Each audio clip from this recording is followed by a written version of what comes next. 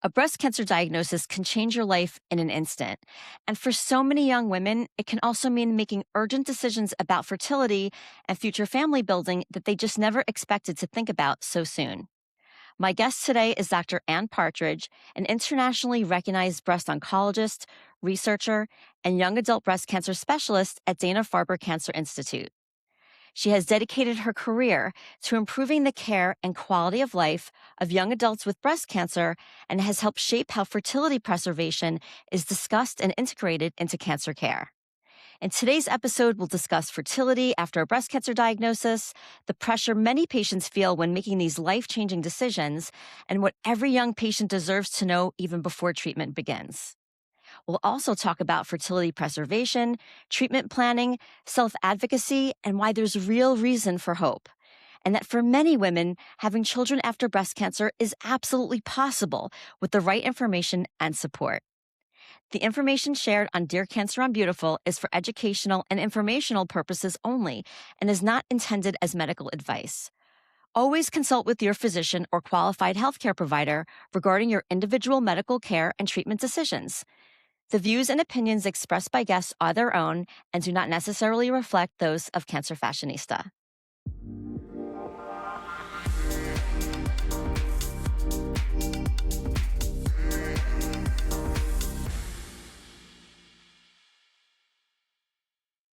Dr. Partridge, it is such a pleasure to have you on my podcast, Dear Cancer, I'm Beautiful. We first met at the San Antonio Breast Cancer Symposium. I can't believe that was a year ago. Yeah, it was so fun to meet and also to speak with the patients that day. We had the opportunity to hear you talk about all the unique challenges that our young breast cancer community faces. And what I came away with is that it was immediately evident that your passion for really improving care, outcomes, and quality of life for this very special community is incredible. So thank you for doing everything that you do every single day. And as one of the country's leading experts in young adult breast cancer and fertility preservation, you've spent much of your career helping patients navigate some of the biggest decisions they'll ever face in the days and weeks after diagnosis. Today, we're talking about fertility, family building, and the life-changing decisions many young women face after hearing the words, "you have breast cancer." So let's get into it. You've spent much of your career helping young adults navigate these challenges. Why has this work become such an important focus for you? Melissa, first of all, thank you for covering this because it is such an important issue for our young breast cancer patients and quite frankly, for all of our young cancer patients, regardless of the kind of cancer. If a person hasn't completed their reproductive plans, it's something that they want to have to think about, and they didn't plan on thinking about it sometimes when they were forced to by a cancer. So for me, what drove me to this from a passion standpoint was seeing patients in clinic. I was taking care of young breast cancer patients and seeing that they were not only upset about the cancer, everybody's upset when they get cancer. Those are not fun words to hear, as you well know, but they were, some of them, more upset about the idea of even threatened fertility. It was very striking to me. I happen to have been a person planning my own fertility and reproductive plans then as well. And so not only was it striking, but it really hit home. And I realized when I was trying to find out more information for individuals that I was caring for, like how likely was it that they'd become infertile with a particular treatment that we were choosing to treat their cancer, there just wasn't enough information known. And so I was in a place where I could change that. And that's what I set out to do with my colleagues. It's pretty incredible. And I mean, I was fortunate in that, I was not fortunate to be diagnosed with breast cancer, but I already had my children. And I can only imagine what it's like to be faced with a diagnosis and then have to start thinking about whether or not you're going to be able to have children. What was the thing that really struck a chord with you about women, young women who are diagnosed with breast cancer and are threatened with the possibility of not being able to start a family? Well, it's a double whammy. It's, breast cancer and cancer in general, it's scary. And what do people want to do? They want to survive, but they also want to thrive. And one could even argue that part of survival for many people is creating the next generation, right? Survival of the fittest. So for many is having a biologic child. And while it's not for everyone, for those for whom it is important, it's really important sometimes. And especially with breast cancer, often, the average age, if you take 40 and under patients, the average age is 37. And in America today and around the world, many people haven't completed their families by then. Some fortunately have, and so they don't have to think about this. They often need to think about contraception. But for the ones that haven't completed their families, it's a big deal. It's a really big deal. And I think that historically, the medical profession, because we were so focused on getting more survivors, we relegated it a little to the back seat, a little bit to the like, we'll deal with that when we get you to Like a the other nice to have. side. Yeah, nice to have, but as we've affected more cures in breast cancer, it's I think it's real progress that we have as a biomedical community have focused more on this as both a thing we should do for our patients, but also research to inform the care. So it's not that doctors and other providers haven't cared. It's just that we've been worried about survival, right? We want you to be alive, and then we'll think about having a biologic kid for you, maybe, hopefully.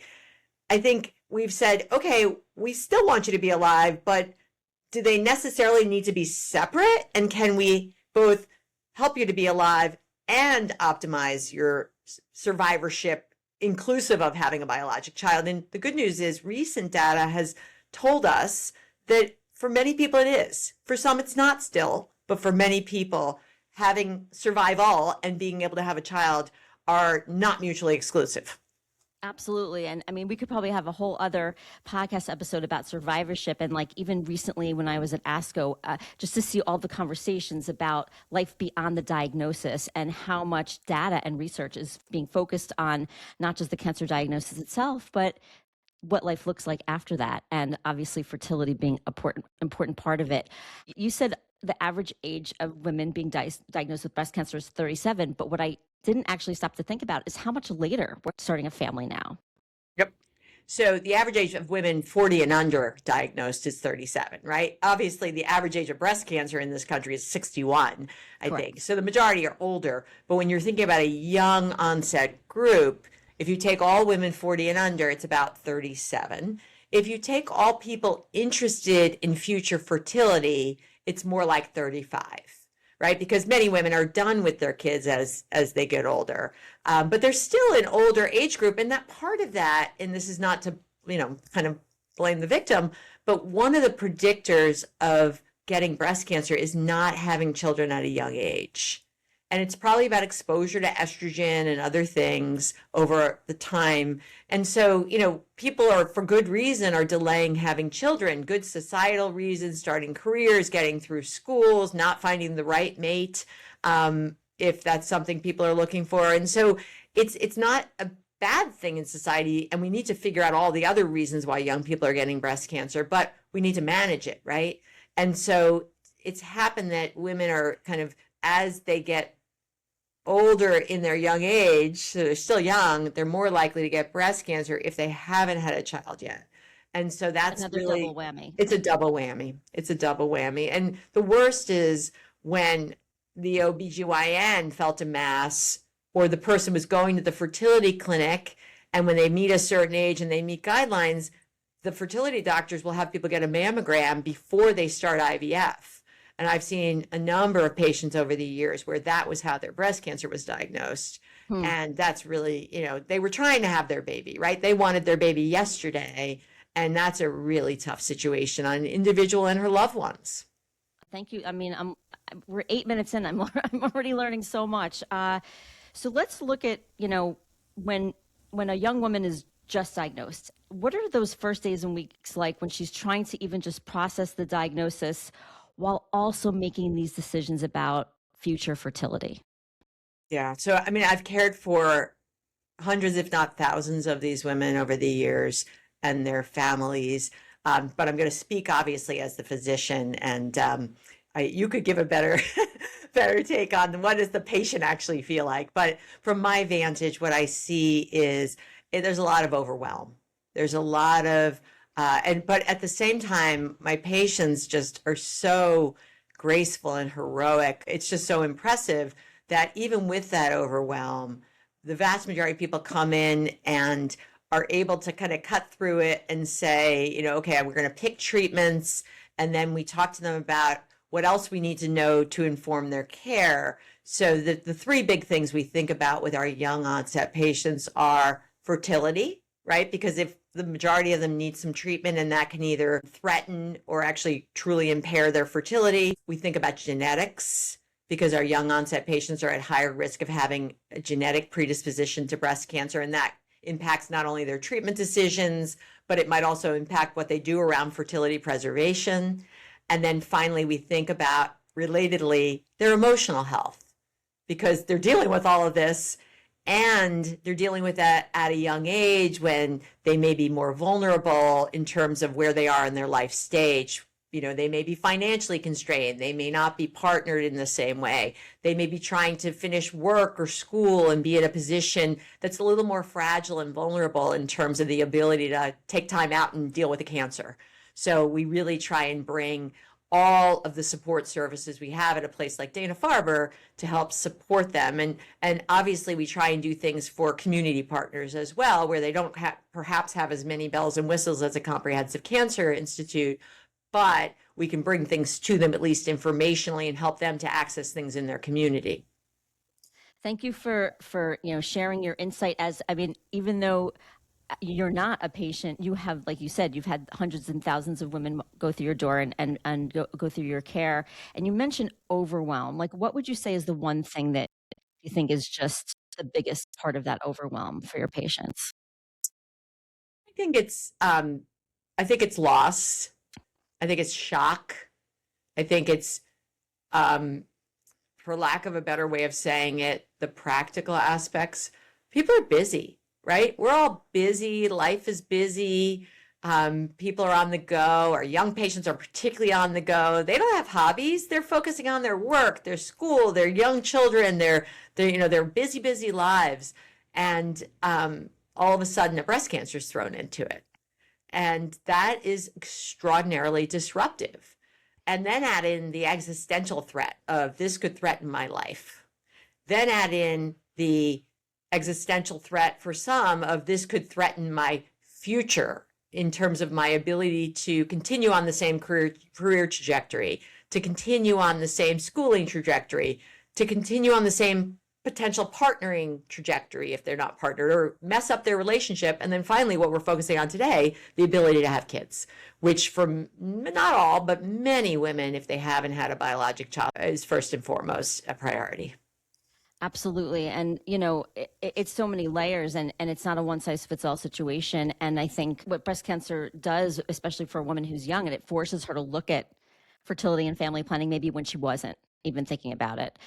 So I think that is super difficult.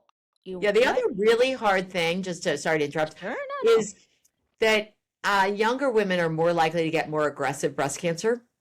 So the biology of the disease they get is more aggressive typically on average. And so they're more likely to need chemotherapy or targeted therapies that have a lot of side effects and potentially impair fertility. And their tumors are bigger because they're not typically screened, excuse me. And so they're more likely to need chemotherapy and more aggressive chemotherapy and targeted therapies than older women whose tumors are biologically less aggressive on average and are being picked up a little earlier with mammograms and increased awareness by both the patient and the provider that it could be breast cancer, because it's more rare in young people. So because of that, there's both the shock aspect for young people and the people providing care for them, their loved ones, as well as their doctors sometimes. And then there's they need a lot more treatment, plus it's aggressive disease. So there's also a hurry factor. There's an urgency factor that comes in with their young patients.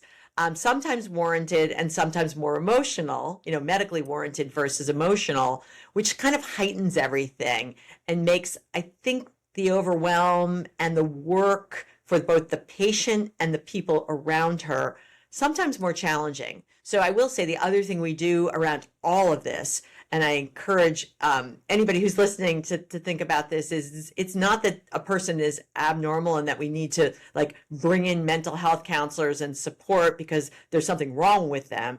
It's that they're dealing with an extraordinarily heightened emotional, abnormal situation where I bring in everybody I possibly can, including our social workers, our psychologists, to help our patients to get through it because it's such a tough time for people. And I can't overestimate how hard it is, I think, emotionally on people early on in the diagnostic period. So anything we can do to make it better for people, to me, feels really like critical.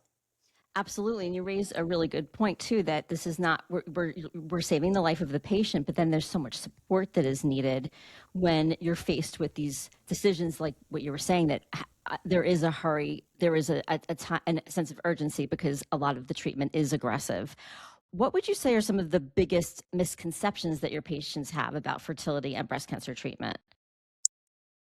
So I think there are misconceptions out there that you can't have a baby after breast cancer, that all chemotherapy will make a woman infertile, that somehow there's something wrong with them that they got this cancer, and that maybe they shouldn't have kids sometimes. That's another one that I have to do a lot of unpacking and, helping women to say, no, you're still okay to have kids, and you're not, somehow many women feel kind of damaged goods sometimes. That's on multiple levels. And obviously that's when we pull in our social workers and counselors. I think those are the big ones. I think the other, just getting into the weeds, the biggest offender besides chemotherapy on the fertility is actually time. And so as women age, they become less fertile. Everybody knows that, right? That biologic clock is ticking, and especially after age 35. And so if I see a 37-year-old or 38-year-old, she hasn't completed her childbearing yet and she wants to, then, that person is already at risk of being infertile. And then if I give her chemotherapy, that increases it pretty dramatically. The hormones don't increase their risk of becoming infertile, but it's really just the time it takes. So if a young woman is, I guess, lucky in this situation and doesn't need chemotherapy, and increasingly we're teasing out, and there are young women who don't need chemotherapy, even though the majority seem to benefit from it, then the good news is they won't have anything directly impair their fertility. It's just that we kind of have to get them through at least some of the hormones. And we have some new data to support taking a break from the hormonal therapy and then getting back on, and that looks pretty safe if someone wants to have a pregnancy during that time. But it's, people often think the hormones are the reason they're becoming infertile and are putting them at risk, and that's not true. It's the age that's putting them at risk. Exactly. And I know a lot of, I've heard a lot of fear around also, like what you were starting to allude to, will treatment make me infertile? What do patients need to understand the risk? Yeah, so the big risk to the fertility is both age and then chemotherapy. So cytotoxic chemotherapy increases the risk of ovarian toxicity. Specific drugs, the cyclophosphamide, the adriamycin or the red devil, and the taxanes do to some degree. The other drugs that we give conventionally in breast cancer have much less data available to tell us how much they impact fertility. The good news is there have been some data coming out, including at that San Antonio where you and I met, that suggests that the checkpoint inhibitors like pembrolizumab don't clearly impact fertility, at least some metrics that we have. Although stay tuned because it was one study and one look, and we're still looking at that. We also have some nice data around olaparib, which is a drug that's used in the adjuvant setting for higher risk women with BRCA mutations, BRCA1 or 2, and it's given to improve survival. And the investigators that studied that actually measured babies born in the arm that got olaparib and the group that didn't get olaparib, and they had the same number of babies born in the randomized trial in both arms. So that's fantastic data that suggests that for those women who went on and were interested in having pregnancies, there wasn't a big differential in the two groups. It's so promising even to hear that there's all this research that's being done with the different types of chemotherapy so that, like we were saying before, there are so many variables when you're diagnosed with breast cancer, like are you BRCA positive or not? Is it aggressive? Did you have your children yet? So I think, all these factors adding up together, like every case is really different. Yeah, and a few studies have looked at predictors of future fertility, including pregnancy, which is like obviously the biggest measure, and the biggest measure is baby, right? Baby at end. And so when this has been looked at, and there are two big studies that have looked at this recently, the biggest predictor of fertility, meaning getting pregnant, was young age and use of fertility preservation. And what does that mean? It means that if you're either young or you preserve eggs or embryos, right? I mean, it makes sense. The younger people are more likely to get pregnant on their own, and they might need to use their eggs or embryos or might choose to. And as you get older, you probably need to preserve your eggs or embryos because it's going to be that much harder, especially if you get chemotherapy. I also hear so many women that feel like they won't be able to have children. What would you want them to know for like someone that's recently diagnosed, like, oh my God, now I can't have kids? Yeah, I think the most important thing is that most young women will live through and long beyond their breast cancer. So the 5-year survival rates for breast cancer are 90% in young women, and they're going up over time. And so the vast majority will live through and beyond, and that's 5 years, but many, many, many women are living out 10, 20, 30, never hearing from their breast cancer again. And so I think that's the first and foremost thing. And we want to get you to that. And unfortunately, there are some women that will succumb to breast cancer in that first 5 years or years after. But the priority, of course, should be getting women to survivorship, right? But at the same time, given the odds are in the vast majority of women's favor, and of course, we can tailor that to the individual. If someone has a low risk or a moderate risk tumor or even a high risk tumor that, let's say, we give them chemotherapy and their cancer melts away and they have what we call a pathologic complete response. Those people have a 90% 5-year survival too, even though I was more worried about them at the beginning. Okay. And so once you can tailor it to the individual, you can help someone estimate how well they're likely to do. And then you can say, yeah, it's very reasonable for you to pursue fertility preservation if that's the right and appropriate thing for them based on their age and who they are and how much they care. And then to consider a pregnancy. And that's where it gets a little tricky, though, because the timing of the pregnancy gets very tricky, both around the treatment received, the time in life for the woman, as well as the time spent getting beyond the diagnosis. When is a woman out of the woods? And unfortunately, with ER positive disease, women are not out of the woods for a long time because unfortunately, ER positive disease can come back even, decades later. And so that's why we're designing strategies to take interruptions of the endocrine therapy for women who are ready to have their children. Obviously, if you're very young, and I take care of 22-year-olds, and they look at me and say, I'm not ready for that yet. And that's easier, right? Because I can get them through their endocrine therapy. They're less likely to go. They got a longer runway. Obviously, they have to deal with a lot at 22. You don't wish that on any kid, essentially. But it's easier from a fertility standpoint than a 35-year-old who wanted her babies yesterday. Exactly. And like this is actually a good jumping off point to my next question. Like, how do you balance the urgency of the cancer treatment with the fertility preservation planning? Yeah, well, the good news is we have some pretty good data that it's safe to do fertility preservation, as in bank eggs or embryos, which is the gold standard. We also often suppress ovaries through treatment, which preserves menses and may improve the fertility beyond. So we do that often anyway as part of treatment for the breast cancer if it's ER positive, and if it's ER negative, it probably does help to some degree. And so we'll do that unless the person doesn't want the side effects. But then if, again, especially as they age, or if they're a belt and suspenders kind of gal, then we'll also send them to the reproductive endocrinologist to bank eggs or embryos. And that's tricky too, because they have to, embryos if you have a partner, eggs if you have a partner. Often people are doing both because you never know what's going to happen, number one. And then if someone doesn't have a partner, that can be an emotional thing where they have to go to the sperm bank or get a friend. It's just very, very tricky. And so the nice thing these days is that banking the baking the eggs or oocytes seems to be as good in terms of yield as banking embryos, fertilized eggs. And that became a more standard option from our reproductive endocrinology colleagues about 10 years ago or more. And so that's fantastic. When I first started doing this, we would tell our single patients, yeah, banking eggs is not so good. You got to go find a donor. And that's think about what we just talked about, the overwhelm.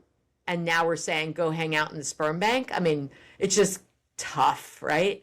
And And it's a small window of time we're and, talking and about. it's a small window of time because you do want to do it quickly. The other progress we've made, our reproductive endocrinologist colleagues have figured out how to kind of reset the timing of ovarian stimulation for the harvesting of the eggs to freeze them or fertilize them and freeze them.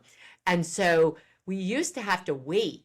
And so a woman would come and I'd say, when's your last menstrual cycle? And she'd say, oh, it was like, a week and a half ago. And I'd go, oh, we got to wait. And I'd send her anyway, but then reproductive endocrinology would make them wait to start the stimulation and the harvesting. Now they do this reset kind of protocol, which I don't know the details of, so don't ask me. But they do a Oh, it's like a reset where reboot. they can stimulate them much faster and get them to harvesting eggs much faster. And that's been fantastic. So for most women, it's only about a 3-week wait to get them going. And the truth is it can take that long anyway to get people going in terms of their chemo, if that's what they're getting.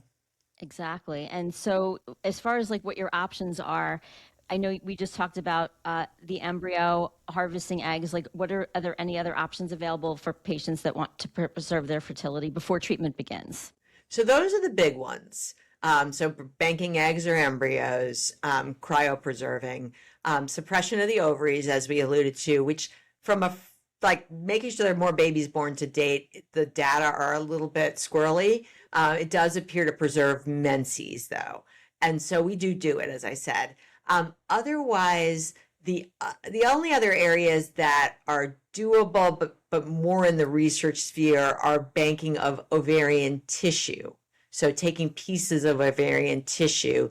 In breast cancer, we don't typically need to do that because we usually have a little bit of time. That's often something reserved for more acute situations where you're going to fully ablate someone's ovaries and or destroys the reproductive potential of someone's ovaries, and therefore you want to take their ovaries out or at least a piece of their ovaries, and then you replant it. That's a little more experimental. There have been babies born, but it's not something that's done at every reproductive endocrinology center or routinely, and we certainly don't typically need that in breast cancer. So the main thing is preserving eggs or embryos. I'd like to give a very special thanks to Novartis and Daiichi Sankyo for supporting the Cancer Fashionista Foundation and making this episode of the Signature Series possible. We talk a lot about urgency, and I know this is not going to be a one-size-fits-all, but what is the timeline from the time that you're diagnosed to making fertility decisions? Yeah. So ideally, those fertility decisions the discussions start with the first visit that we know someone has a cancer. At Dana-Farber, we have what we call a multidisciplinary visit where a patient will see a surgeon and they'll see me usually on the same day, a medical oncologist. And that's where usually both of us bring up are you interested in future fertility? We have a program that kind of wraps around the patient. So they've gotten information. Today patients also are reading on the internet. They're much more aware, but we contacted them before they even see a doctor that says, hey, you're a young woman, you have breast cancer. Here's the stuff we want you to think about when you see your doctor. The things I named, fertility, genetics, and the psychosocial, among other things. And here's the supports we have for you. And we do that so we get them thinking about it. And so that between the two different doctors that are going to see them on the same day, the nurses and additional staff that might see them, as well as the patient herself and her loved one, somebody's going to think about it, because it used to be it went unaddressed. And then it was an afterthought. And of course, if you start chemo and you haven't banked the eggs or embryos, you burn a bridge. And so we really try to avoid that. And I think we're much better with that now. So the typical person, they'll come up on the first visit if a person is interested, then what we try to do is have that conversation and then refer them. We have a fertility counselor here at Dana-Farber. We also send them to reproductive endocrinology or the IVF doctors to get the ball rolling, to try and, have that conversation with them, get counseled on their end. Because, there's a lot of rigmarole. There's the costs, there's the physical that they have to go through, and then there's the get back to treatment with us. So having a coordinated program, I think, is key to doing in a timely fashion. And our place, it's been fantastic because we've been doing it for 20 years, where sometimes I send in the referral and sometimes they get the call while I'm still in the room with the patient to set them up, because they're so primed to take care of our patients. I know it doesn't happen like that everywhere, but we're very lucky, or our patients are lucky. And then that's when they really, have to start thinking hard about it. And some people, they just know and they're going to do it. Some people just know that it's not, they're either too overwhelmed or they want to kind of let the chips fall where they may, I call it. They're like, I may not go into menopause. I'm not even sure what I want. I'm not going to do any of that stuff. And many people are in between, which is why we have counselors to help them think about this issue in particular. And so that happens pretty quickly in the first couple days. And then the patient will, if they're going to think about pursuing beyond just, suppressing their ovaries through treatment, they'll then, go into the reproductive endocrinology world and start going through the stimulation. Meanwhile, we're getting them set up and we're hearing from them about when we think they're going to be done with their stimulation and harvesting, so that we can start, if they're getting chemo, which is usually the case, get them set up to get, taught about that and get their infusion appointments, the first one started for when they finish. So that's usually over about a 3-week period, 3 or 4 weeks max these days. That's wonderful that there's such attention paid, and that it's something that comes up in conversation right away. And so my next question is actually twofold. Is there a certain age that is sort of like alarms go off when you see a patient and you need to talk about fertility? And what is that age? And what would you tell someone whose doctor didn't mention anything about fertility, or they've been dismissed? So the age used to be 42 and under. In fact, our whole program was designed, when we first started our program for young adults with breast cancer, Dana-Farber was designed to target women 42 and under around the fertility concerns, because it wasn't being well addressed. And so we said, those are the women we're going to target. They're the ones we're going to get the info out there. We're going to make sure that all the doctors are primed and everybody caring for them. And then the world got a little different and changed, and we started, the IVF doctors started saying, yeah, we'll stimulate people a little older, and we'll, it just changed over time, both the technology and the culture around it. So now our program goes up to 45, but we back anybody into it who still hasn't completed her family. And so I think it really does come up with the majority of premenopausal women. Some of it is the very young, you have to ask. The mid-40s, you look and you say, and I still do ask, but if a person has like 2 kids in college and one about to become an empty nester, I look at her and I say, so you done with having kids? I do ask. And usually they go, oh God, he's, done this or that, or so. But yeah, I do ask, because I don't, I saw a lady who came to me for a second opinion, and she had 8 kids and she wasn't done. She wasn't done, and she was there was a little pause. She'd gotten the breast cancer, but she was not done. So do not assume. That's what I always tell people. And then the other thing that happens when you say someone was dismissed, the other big thing I've seen in my career a number of times is well-intended doctors focusing on the kind of, let's get you to survive this cancer, who've said, well, you've got one. Ooh. And, as a second child, I resent that, number one. And number two, I just think that's dismissing what the woman wanted for herself. Even if making a choice for someone else. Exactly. Or letting the cancer make that choice, right? Which sometimes it does. And that's a loss that you have to grieve, right? A woman coming in with metastatic breast cancer, serious disease, the truth is that she's not going to be supported, nor would it make sense medically for her to carry a child. But you got to help her with that. You can't dismiss it. That's like, I'm losing my leg, for some women, and therefore, you've got another leg. I mean, come on, you've got to really support the metastatic breast cancer patient with other options, surrogacy, or other options. Exactly. Or sometimes, sometimes I've had metastatic patients bank, because you just never know. And I have had one of my metastatic patients who was an exceptional responder to a CDK4/6 inhibitor and endocrine therapy has gone on to carry her own child. It's Amazing. rare, but I it love happens. hearing And this. I think we'll see more of it over time as we get better and better with the treatments. Isn't that incredible, especially for someone like you to see that the type of progression, evolution of this whole science? It must be so satisfying and gratifying, I should say, for you to see that everyone has a chance to have a family. Yeah, we try. We try. We try to be realistic, but we want to provide hope. Um, Absolutely. I think that's really what it's about is providing hope and information. And I think for anyone listening, if nothing else, to know that you should be having the conversation and it should be happening like really right out of the gate, especially if you're young. Um, what would you say to someone who doesn't even know if they want children yet, but they're being asked to make these decisions? Oh, so hard. Um, Slow down, even though they feel pushed, get the information you need. Um, I think that get good information. And so sometimes people are kind of pushed a little bit, but they may not be there. Bring in all the supports that you can, your loved ones, your friends, your family, a mental health counselor, a social worker to help you sort it out. Sometimes friends and family are wonderful, but sometimes having someone who's not, as emotionally charged about what's going on can really help people to sort out what they need. That's where our social workers are so invaluable for the patients. And as I said, we have counselors around it to help people to think about kind of what makes the most sense for them. Because it's a hard thing. You're choosing treatments, you're choosing, you're choosing whether you get a wig or not, or whether, there's all kinds of decisions to be made.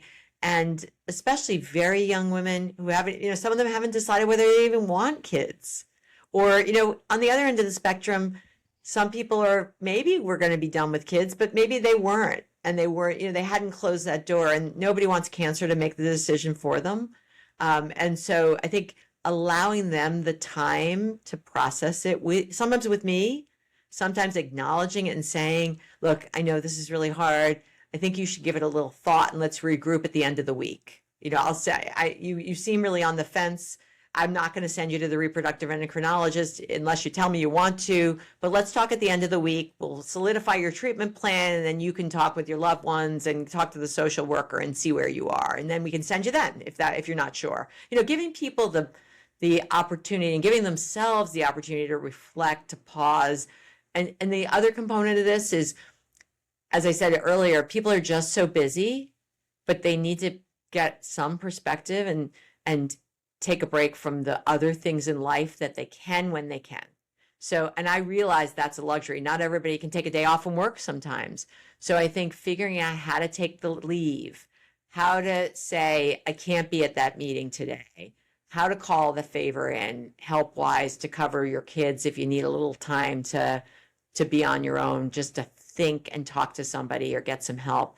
Really, really critical when you're going through this.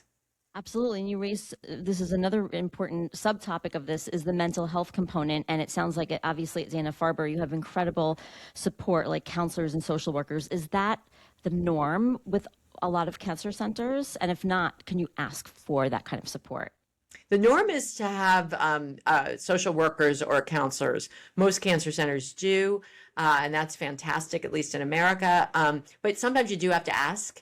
And especially if you're a cool cucumber, sometimes people won't realize that you need it. So I always encourage people, this is not a time to be stoic, accept as much as you want to be, meaning you don't have to change your personality, but sometimes people see it as weakness. What I see it as is let's pretend that you've had your hip replaced. Would anybody see it as weakness to get rehab, to get help with physical therapy? No, everybody does that, right? They have the physical therapist see you as you're being discharged from the hospital to make sure you're safe to go out, to make sure that you can move that limb. This is what it's like, and we should think about it from a mental health standpoint for our young survivors from diagnosis. They're going through something extraordinary, as in not normal, totally hard, and they should anticipate we should anticipate that they're going to need additional support. I'm reminded, we did a patient forum years ago, And this awesome patient of mine who's a psychiatrist, right? She teaches people how to cope. And she said to all of us, I sit there and teach people how to cope. I do it for a living, and none of the strategies were working for me. She needed additional support because even though you may be well schooled, it's very different when you're the one sitting there with the problem. That's why personally, I'm always like, I don't know how I would feel because I'm on this end of the table. But if I were on that end, here's how I think I might feel, right? But until you're in that position, you don't know how you'd act and you don't know how you'll feel. And so a lot of people need additional support. And I think we try to provide it or at least guide people to resources for it. Yeah, and I think it all goes back to what we were saying in the beginning, that there's this feeling of overwhelm, and it is a double whammy, the breast cancer and the fertility. It's any if you just take either one of those things, right, and have to deal with them, it's big. So when you combine them, it's incredibly overwhelming. What about someone that's just terrified of making the wrong decision? What message would you give to someone like that? Yeah, and there's a lot of decisions, right? Fertility is just one of them. There's local therapy decisions, there's systemic therapy decisions. Um, you know, that's an area where usually it's anxiety, understandable, and fear. And again, it's a place where getting some support to sort through each decision at a time. I generally encourage patients to step back and just make one decision at a time. And, sometimes people are overwhelmed because they're thinking about, for example, their endocrine therapy when we're not going to even get to that for another 3 or 4 months if they're getting chemotherapy. So I say, okay, let's put that on the shelf and let's focus on the chemotherapy decision. Or today, let's focus on the hormonal therapy decision. But, in the very beginning, let's focus on the chemotherapy decision. Sometimes it's a clinical trial, or let's focus on the fertility decision.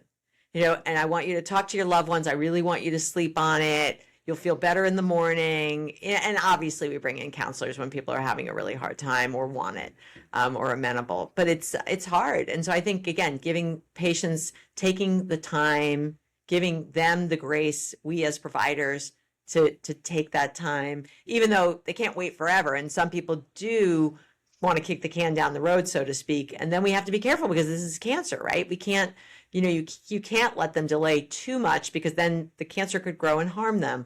And so there is a time factor, but usually breast cancer is not an emergency. Well, that's really comforting to hear because I know, so many of us are like, oh my gosh, I have breast cancer. I have to go freeze my eggs tomorrow. That's not necessarily the case. It sounds to me like it's just really important that you have a doctor who's super supportive that's, volunteering this information, and then once you start to step into it, that you're getting the mental health support from social workers and counselors. It sounds like it really is like it's a team effort. And family and loved ones, like you said. Yeah, and you're not going to click with every provider and every person, but Right. I think, I often tell my family when they ask about doctors, look, you don't need a friend. You need someone who's good at what they do in terms of, telling you the right treatment. But as long as you can find the support in somebody on the care team or in the reproductive endocrinologist or in the mental health counselor, and you trust your doctor to help you make good decisions, I think that's often enough. Yeah, for sure, for sure. And I mean, and this conversation has been, like I said, I mean, in the first 10 minutes, I learned so much. So I'm sure everyone that's listening is taking it all in. What would you say gives you the most hope when it comes to the future of fertility and young adult breast cancer? So there are a number of things that give me hope. Number one is I do think our treatments are getting better and better, and the latest and greatest treatments don't appear to have as much damage to the ovaries. So that's very cool.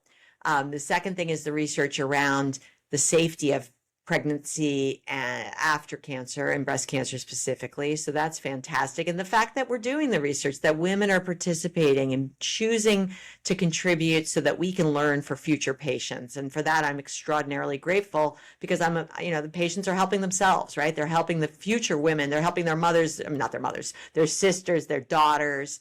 And I think that's really critical if we're ever going to make progress. And then finally, I'm really optimistic about the fact that women are taking the bull by the horn, so to speak, and being their own best advocates, right? They're telling us what they need now, which is making us better as doctors and making us better providers and making us focus on the things that are important to them, which means that that's because more of them are surviving. It's an army, right?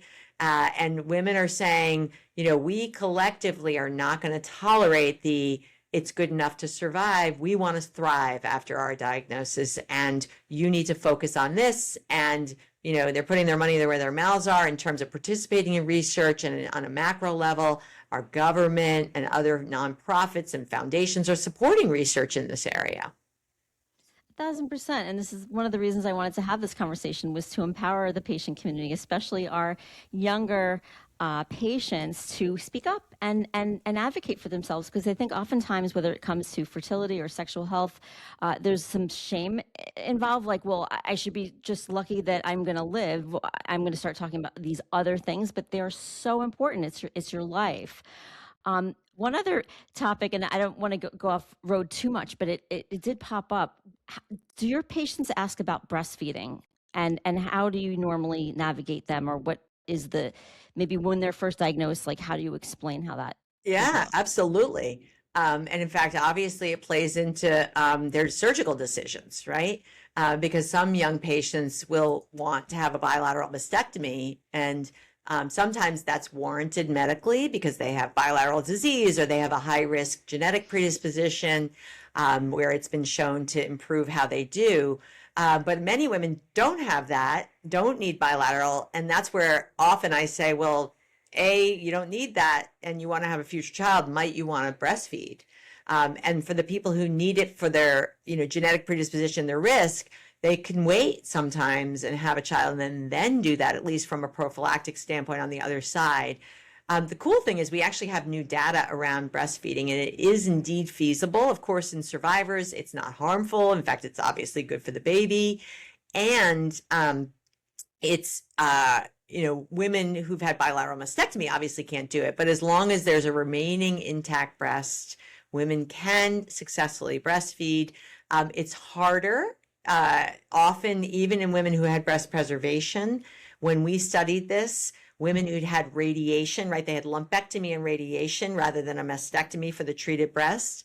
They can feed off the untreated breast, but it's much more challenging to feed off the treated breast. And in fact, about 80% reported no milk production from the treated breast.